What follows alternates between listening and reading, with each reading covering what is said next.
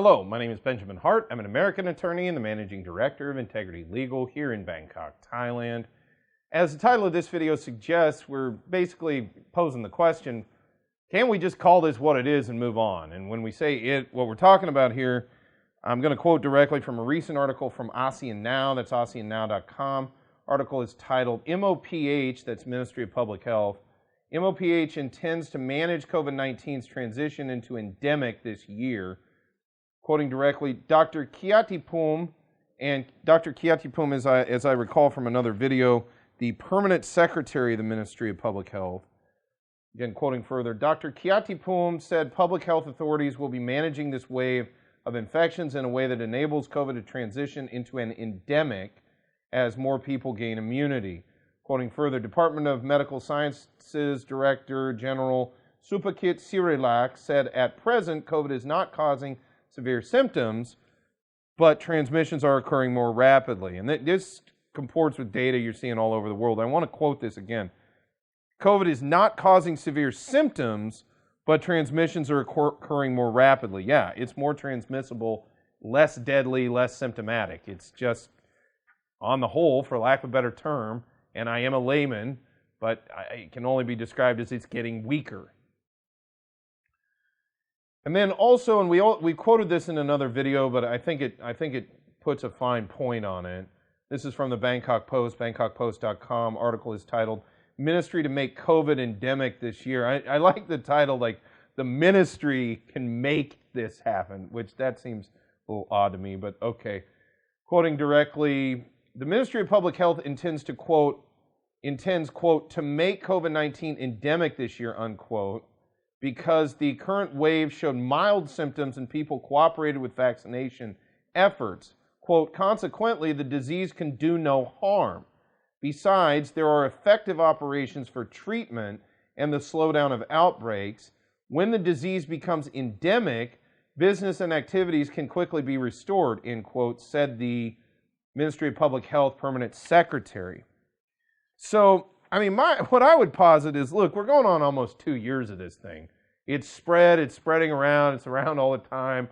You know, now it's going even further up, again, with lower symptoms, lower fatalities.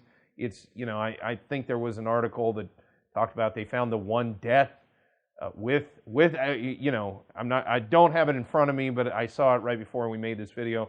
They cited one death here in Thailand thus far from the latest iteration. You know, and then the question becomes, you know, the whole with or from, which I don't want to get into all of that, but that seemed to be a real issue in other countries, including the USA and the UK, where they said, well, is it with it or from it? Was this somebody who otherwise, you know, had issues? Again, we just, you know, I'm not going to get into all of that here. My point is, you know, at what point can we call it what it is? To my mind, it seems like it's pretty well gotten everywhere, you know, and it's going everywhere, and we can move on. Because as we've noted in other videos, you know, if it's labeled that way, they've stated, and the Ministry of Public Health has stated pretty unequivocally that, look, we can basically get rid of all the restrictions, move on with our lives, and quite frankly, we've had 2 years now where 20% of GDP stemming primarily from the tourism sector, although I would even wonder if that might be a conservative number, you know, if there might be more knock-on impact to the overall GDP, you know, when you look at it,